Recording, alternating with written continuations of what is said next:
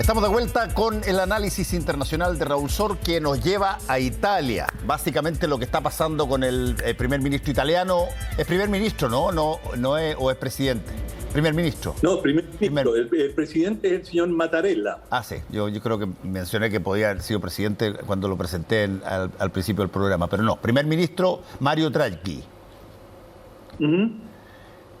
Sí, bueno, Mario Draghi lo presentaron hace un año y medio cuando llegó al cargo como el Salvador, porque Italia estaba en una situación muy compleja, quería muchos préstamos y tenía muy poco crédito, es decir, había muy poca fe en la capacidad del gobierno italiano para manejar esta crisis económica que, recordemos, cuando comienza el COVID-19, golpeó muy brutalmente a Italia. Después fueron componiendo la situación. Italia tiene un muy buen servicio médico.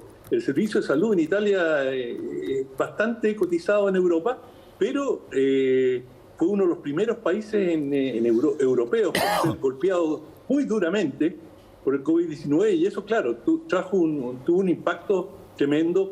De hecho, Italia es un país que recibe una cantidad enorme de turistas, el turismo se paralizó, estuvieron en una situación bastante compleja y además ya venían arrastrando una deuda formidable y se ha venido a sumar la guerra ruso-ucraniana que por supuesto afecta a todo el viejo continente. De manera que Italia tiene bastante comercio, tiene bastantes relaciones con Rusia, las tuvo con la Unión Soviética, de manera que ha tenido una situación bastante complicada y en esas circunstancias trajeron a Mario Draghi, que tenía la reputación en el mundo financiero, había sido presidente del Banco Central Europeo y con mucha experiencia en manejo económico y vino a enderezar la situación y le pusieron una serie de condiciones para préstamos muy voluminosos y muchas de estas condiciones contemplaban reformas, cerca de 500 reformas en el campo económico. De hecho, iniciaron una serie de reformas también en el sistema político. En estos mismos momentos, en las próximas elecciones, por primera vez van a reducir sustantivamente el número de parlamentarios, lo van a reducir de 650 a cerca de 400, de manera que, imagínate, 200 y tantos parlamentarios tienen un costo y además a veces no siempre ayudan a la administración pública, sino que a veces interfieren. Y Draghi, que tiene una reputación de un hombre probo, absolutamente dedicado a la gestión pública, pero que había una serie de reservas en su contra, porque se le veía como un peón del sector privado, un agente de grandes empresas, una típica expresión de la élite, un administrador eficiente, pero con poca sensibilidad social.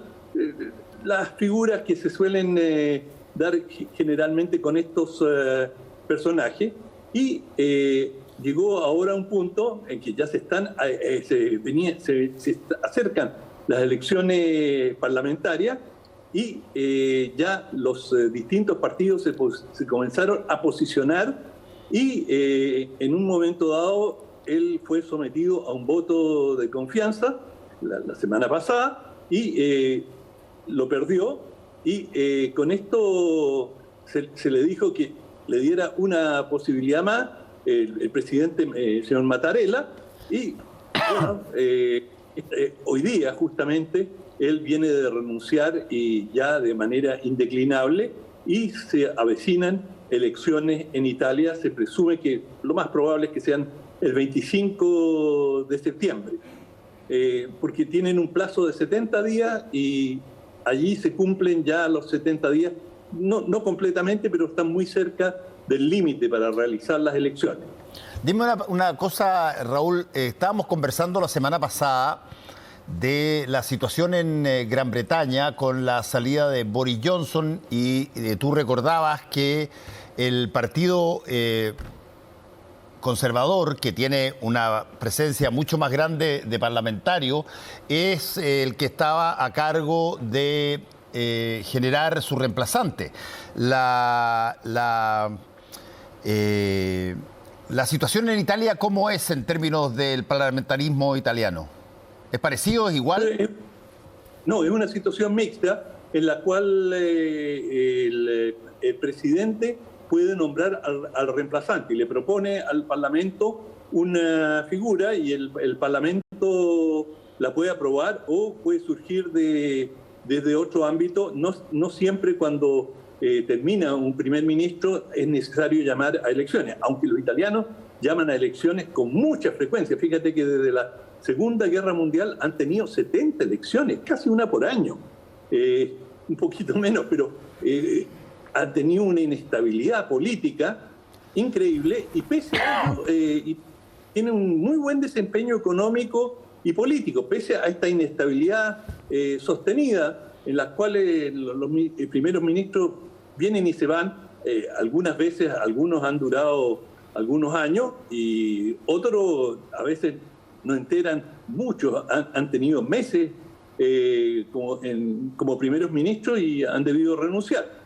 Pero en este caso la situación, la perspectiva o el panorama ahora es que probablemente la derecha y un sector muy importante de la extrema derecha va a ganar las próximas elecciones, eso por lo menos dicen las encuestas, y el partido que aparece con el mayor número de preferencias es un partido fascistoide que tiene bastantes militantes que han sido fascistas y algunos que profesan ideas fascistas, que se llama Fratelli d'Italia, los hermanos de Italia. Y estos hermanos son, están con la Liga, que también es un partido de extrema derecha, y Forza Italia, que es el partido Berlusconi, que también es un partido de derecha, aunque no de la derecha dura. Los dos primeros, la Liga y Fratelli d'Italia, son de derecha dura. Y se presume, las encuestas dicen que Giorgia Meloni sería la próxima, la vencedora en los próximos comicios. Eso está por verse, eso es lo que dicen las encuestas. Pero todo indica, y hay cierta coincidencia en las encuestas, que la extrema derecha podría ganar las elecciones. Ahora, el sistema es que tú dices el presidente nomina a un parlamentario y el Parlamento apoya o no. Claro, el presidente, si no logra generar un acuerdo para mantener un gobierno, para ello necesita un consenso parlamentario, por supuesto, tiene que convocar a elecciones, y eso fue lo que ocurrió ahora. Al no haber un acuerdo, disolvió el Parlamento, lo acaba de disolver, y en los próximos 70 días tiene que convocarse a elecciones, y esto en una situación bastante crítica para Italia, en que la situación económica es muy precaria, y también hay un fenómeno curioso, Fernando. ¿Sabes quiénes son los más felices? En la Unión Europea hay casi duelo entre los jerarcas de la Unión Europea, porque Draghi era muy respetado. Pero ¿quiénes están así, felices, eufóricos? Los rusos. ¿Y por qué? Porque va a haber un gobierno de extrema derecha. Lo hemos comentado en otras oportunidades, pero es el mundo al revés. Es decir, esperan que esto debilite a la OTAN. Italia es un país muy importante, digamos, es la tercera economía europea, ahora que no está Gran Bretaña, y es un país con una industria muy potente, y hay muchos empresarios que tienen relaciones muy estrechas con Rusia, relaciones económicas. Sí. Y de hecho, Putin se venía a pasar algunas vacaciones a Italia con Berlusconi y tenía una relación estrecha. Y la derecha, la extrema derecha italiana, la Liga, tiene muy buenos contactos con con Putin. Y Putin, enganchan bien con esta derecha xenófoba, anti-europea, digamos, o muy reacia a las relaciones con Europa. De manera que, por lo menos en Rusia, va a tener un partidario, porque además esto debilita a la Unión Europea. Es decir, si surge un gobierno de extrema derecha, va a estar muy a contrapelo de la corriente dominante entre el grueso de los países europeos. Sí, hemos hablado harto de cómo se han movido las aguas en términos de los gobiernos de varios países y varios continentes. Ha cambiado mucho la situación en América Latina, ha cambiado la situación en Asia y en Europa, que es uno de esos países que nosotros crecimos de alguna forma educados o informados en torno a lo que fue la Guerra Fría, donde había básicamente dos bloques, uno capitalista y el otro comunista. Bueno, eso cambió radicalmente y todavía hay muchos que no se enteran, digamos. Putin tiene mucho más de un conservador de derecha que de alguien que alguna vez fue agente de la KGB. Comunista. Y comunista. Y hoy día los gobernantes rusos son muy son bajo la lógica de nuestro sistema, son conservadores, no son personas liberales en el sentido de la palabra. Y desde ese punto de vista, me imagino que la forma en que se generan las nuevas alianzas no tienen por qué ser idénticas o representar lo que es un mundo que dejó de existir. Sí, bueno, estoy totalmente de acuerdo contigo y te diría que ya durante bastante tiempo en la Unión Soviética, con el Partido Comunista gobernando, era una fuerza muy conservadora y que el Partido Comunista mismo tenía posturas, pero muy, no de derecha, pero muy conservadoras.